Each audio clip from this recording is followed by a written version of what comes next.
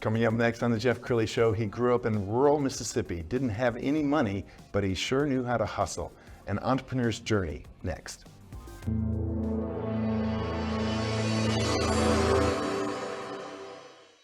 Many are predicting that the worst is yet to come, which is unfortunate, said one person here.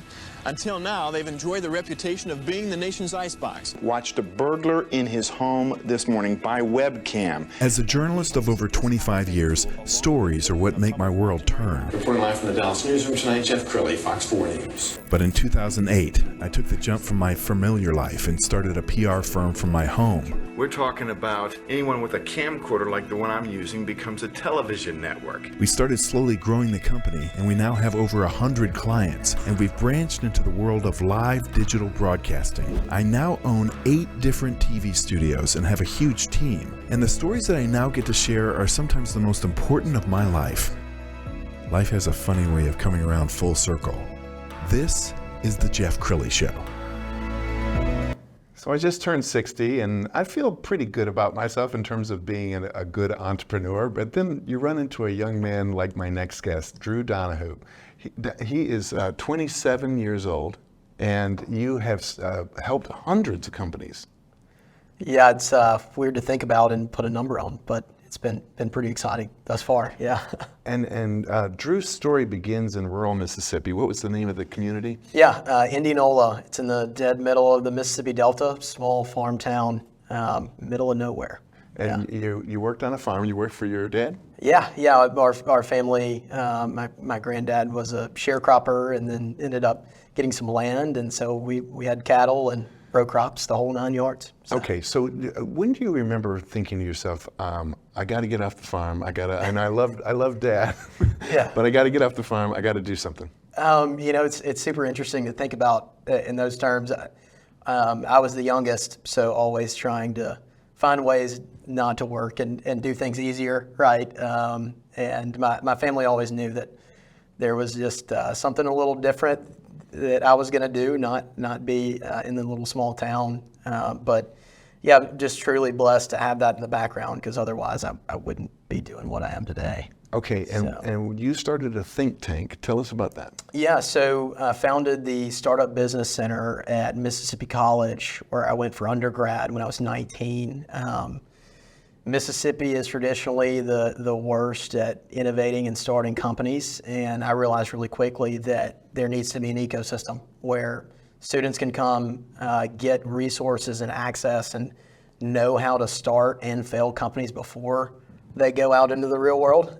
So I bootstrapped it, and we did it. Wow. And we got some things off the ground. It was really exciting. Well, and now pretty much every college on the planet has an entrepreneur school or a place where entrepreneurs can gather. Did you get any pushback at all from the college? No, absolutely not. The board said, "Why have we not done this yet?" And immediately went into it. It was we got a lot of outside interests as well as just from the whole ecosystem. It was kind of a crowd-funded thing.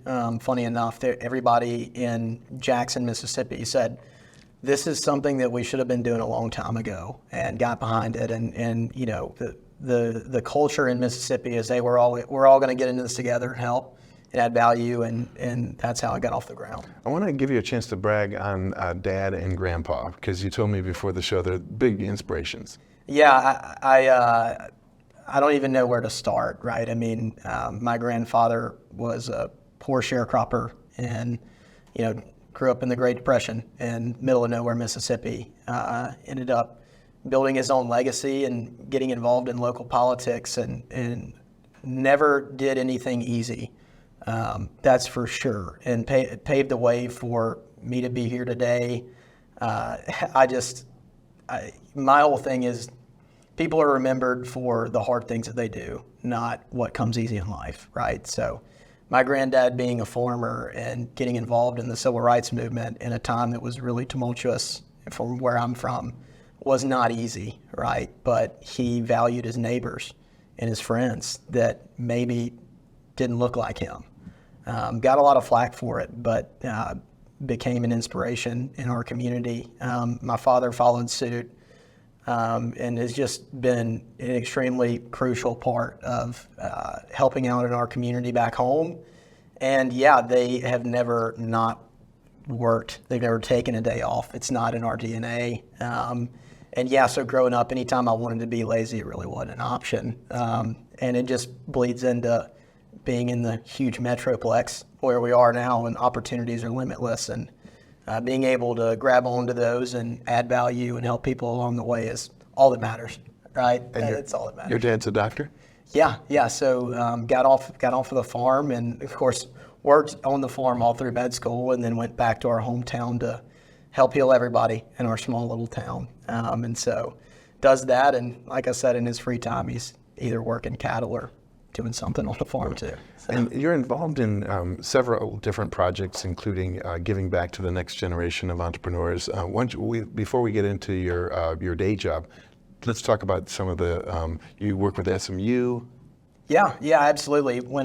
So the reason that I got to Dallas was I got my master's at Southern Methodist, and while I was there, I had the opportunity to help build the Business Accelerator program for some of the graduate schools in the business school, and it's just kind of really taken off. Valencia Harris, who's a dear friend of mine, took over as president whenever I left, and it's all about helping entrepreneurs get the access to not only money, right, but also mentorship and learning how to build a business model and helping them scale while they're there, so that whenever they leave SMU, whenever they leave the ecosystem, they're ready to grow. And I love going back and judging the pitch competitions, helping out and advising the companies that spin out, and it's just so cool to see where they've taken it after it was just an idea when we started it. So okay, I want you to set up this video that we're about to play. What is Surge? Yeah, so Surge is something really exciting. I play as their Chief Development Officer.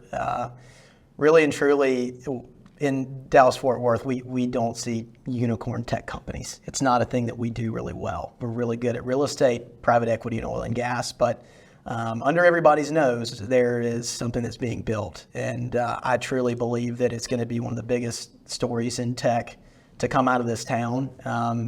It's a digital marketing attribution company that helps e-commerce businesses and digital marketers understand where they're spending the dollars to, 100% of your revenue as an e-commerce brand is how good you are at advertising.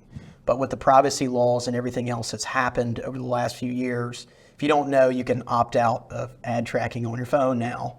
So there's no transparency for e-commerce business owners on what do we do? How do we understand who wants our product and who needs to see what we're selling? So Surge natively solves that problem. What's really exciting is once we wrap up this capital raise and go into next year, we're going to be fully automating the entire digital marketing function. Imagine being an entrepreneur and knowing that while you sleep, you have a technology partner that's making you the most money and getting you the best opportunities. It is truly something that is exciting, and it all stems from the founder. I can't speak enough. Tech companies, startups, quote unquote, are only as good as the founder and the leadership team. Our founder, he's got the DNA, right? There is just something about him that makes business move. And then we have, over the last year, built an incredible leadership team. We have 6 in our leadership team, 9 exits, 2 for over $1.5 billion. It's just crazy that this is being built in Dallas-Fort Worth. Well, right? you guys created a great overview video. Let's go ahead and roll that. Yeah. I ran an agency for 13 years. iOS 14.5 just caused like a uproar in the entire space. Facebook wasn't providing accurate data. People's revenues weren't lining up with what their ads were showing. I founded Surge to fix ad tracking in the iOS, Facebook ad, TikTok ad space. There was no consolidated view between Facebook, TikTok, and Google. Can I just see what's happening, the pulse of my company? There was no solution for that. I mean, this is a worldwide phenomenon that was happening where everybody that was a marketer was experiencing this issue. This is not a founder building another widget and wondering whether or not he can bring it to market and sell it. The reason that I love Surge so much is because this product has to be in the market. When you see something that's brand new, when you see that frontier that you can really start to explore and build something that nobody's seen yet, I think that's where we get a lot of the most exciting breakthroughs in technology.